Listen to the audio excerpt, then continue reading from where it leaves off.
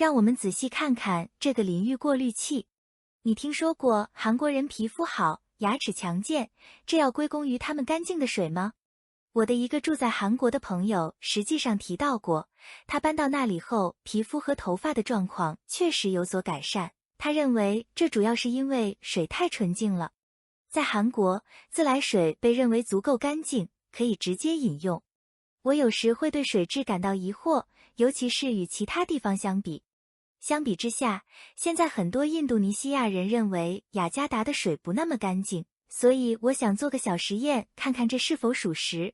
我最近买了一个淋浴过滤器，看看随着时间的推移，它是否会对我的皮肤、头发，甚至我家里的整体水质产生影响。这是我的淋浴过滤器。第一天，一切看起来都一尘不染，我注意到水压从一开始就更大了一点。这实际上让我的淋浴感觉很清爽，几乎就像在家里体验迷你水疗一样。但仅仅1周后，你就能看到明显的变化，过滤器本身明显变脏了。我甚至注意到衬衫上有水留下的少量残留物。我的头发的变化尤其明显。通常，洗完头后，我的头皮会感到发痒，但使用这个过滤器后，头皮不会那么痒，这是一个非常好的变化。甚至当我刷牙时，我也注意到水的味道有了微妙但明显的改善。现在，虽然我不是医生，但我能感觉到差异，我的皮肤也似乎更干净、更柔软了。